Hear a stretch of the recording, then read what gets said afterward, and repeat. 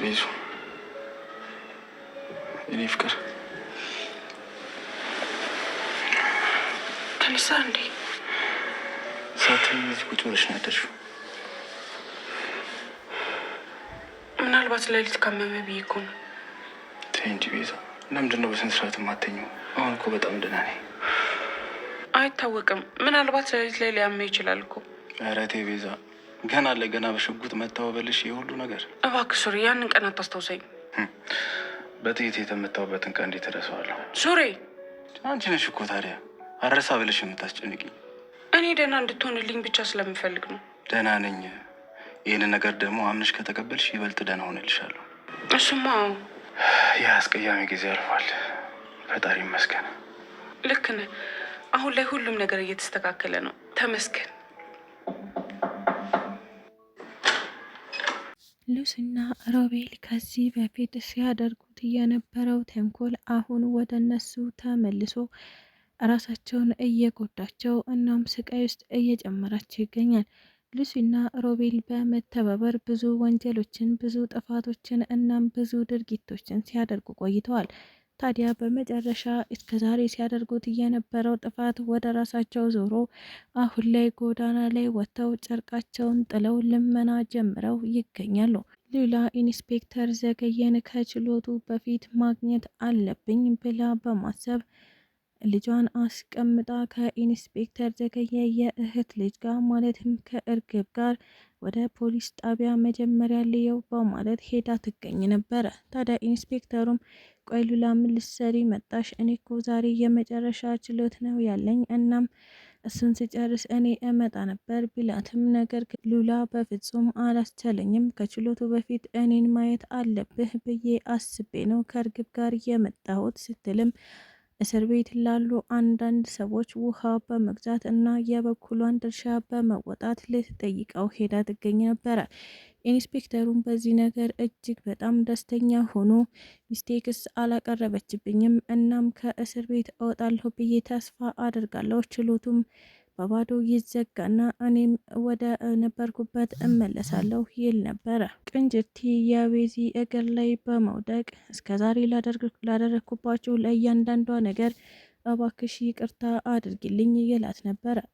ቤዛም ሱራፌልን በሽጉጥ ተኩሳ መታው ስለነበረ አሁን ላይ እሱን አልጋ ላይ አድርጋ እያስታመመች ትገኛለች። ታዲያ ለቅንጅርቴም ሆነ በዙሪያዋ ላሉ ለእያንዳንዶቹ ሰዎች ይቅርታ አድርጋላቸዋለች። በስከ መጨረሻም የይቅርታ ማዕዳቸውን እየተቋደሱ ይገኛሉ። ሰላም ጤና ይስጥልኝ ውድና የተከበራችሁ ቤተሰቦቼ እንዴት ናችሁ?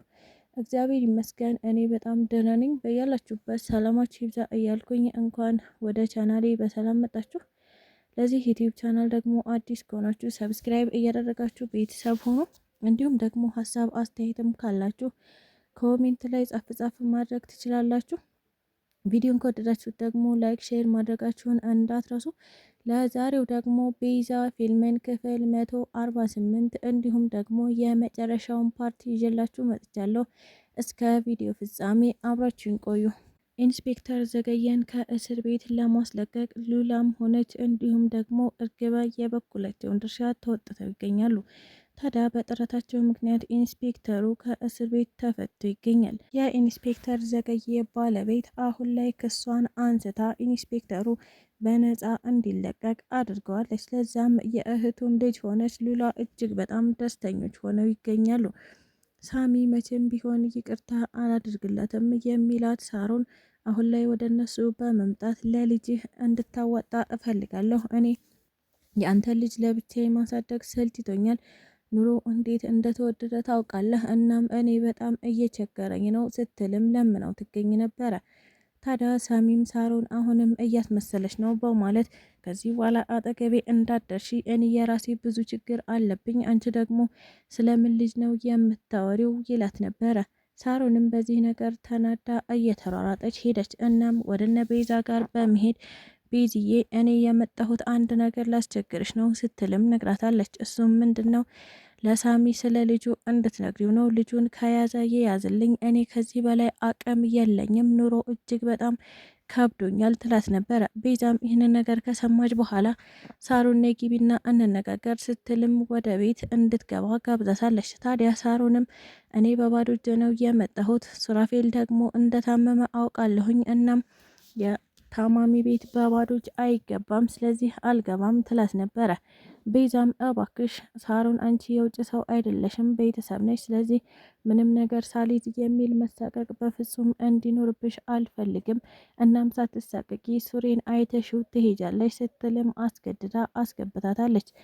ሳሮንም ቤት ከገባች በኋላ ሱራፌልን ከጠየቀችውና ካየችው በኋላ ሱሬ እባክህ ይቅርታ አድርግልኝ በአጋጣሚ ስለመጣሁኝ ባዶ እጄን ነው የመጣሁት ስትልም እየተሳቀቀች ነግረው ነበረ። ሱራፌልም አንቺ ለራስሽ ምን አለሽና ምን ታመጭልኛለሽ? ስለዚህ አትቸገሪ ሲልም በነጻነት እንድታወራና ተጫውታ እንድትሄድ ነግሯት ይገኝ ነበረ። ታዲያ በመጨረሻም ሳሚ አልሰማሽም ሲላት ሳሮን ራሴን አጠፋለሁ፣ እናም ከዚህ በኋላ እኔን አታገኙኝም፣ አንተ ደግሞ ልጃችንን አደራ ስትልም ቴክስት አድርጋለት ትገኝ ነበረ። ይህንን እያየችው ቤዛ ሳሚ አሁኑኑ ቶሎ ብለህ ወደ ሳሮን ሄድ ስትልም ገፋፍታው ትገኛለች። እናም እሱ ወደ ሳሮን በመሄድ ሳሮንን በህይወት እንድትኖር አድርጓት ይገኛል። ተንኮልና ሼር የማያልቅባቸው ሉሲና ሮቤል አሁን ላይ ጎዳና ላይ ወጥተው የጎዳና ህይወትን እየተጋፈጡት ይገኛሉ። ሮቤል ራሱን ስቶ አብዶ ጫት እየቃመ እንዲሁም ሱሰኛና ዱር እየሆኑ ጎዳና ወጥቷል። ሉሲ ደግሞ የልመና ህይወትን ተያይዘዋለች። እንግዲህ ይህ ሁሉ እንዲሆንባቸው ያደረጋቸው ከዚህ በፊት ሲሰሩት የቆዩት ወንጀል እናም ድርጊት ወደ እነሱ ዞሮ ሙሉ በሙሉ ዋጋ እያስከፈላቸው ይገኝ ነበረ። ሮቤልም ሆነ ሉሲ ይህ ነገር ሲያንሳቸው እንጂ በፍጹም አይበዛባቸውም። ሰው በሰፈረው ቁና መሰፈሩ ያለ ጉዳይ ነው። እስካሁን በሰዎች ላይ ብዙ ግፍ ሲያደርሱና ሲጫወቱ የነበሩት ሮቤልና ሉሲ አሁን ላይ ላደረጉት ድርጊት ዋጋቸውን በትክክል እየከፈሉ ይገኛሉ። በመጨረሻም እጅግ በጣም ደስ የሚልና ድባብ ያለው ፕሮግራም አዘጋጅተው እነ ቤዛ የፍቅር ማዕዳቸውን እየተቋደሱ ይገኛሉ። ለዚህም ቤዛ፣ ሱራፌል፣ ሳሚ እንዲሁም ደግሞ ሳሮን ቆንጆና ደስ የሚል የራት ፕሮግራም አዘጋጅተው ነበረ። ለዛም ደግሞ እርግበ፣ ኢንስፔክተር ዘገየ እናም ሉላ እራቱ ላይ ተገኝተው በደመቀ ሁኔታ የራት ግብዣቸውን አድርገው ይገኛሉ። ይህ ነገር ያስደሰታቸው ሳሚም ለሳሮን ይቅርታ አድርጎላት እንዲሁም ደግሞ ለቅንጅርቲም ይቅርታ አድርጎለት እርስ በርሳቸው ይቅርታ ተጠያይቀው ተማምረው ከጸብ ይልቅ ሰላም ይሻለናል በማለት ሰላማቸውን አስፍነው የደስታ እራታቸውን እየተገባበዙ ይገኛሉ።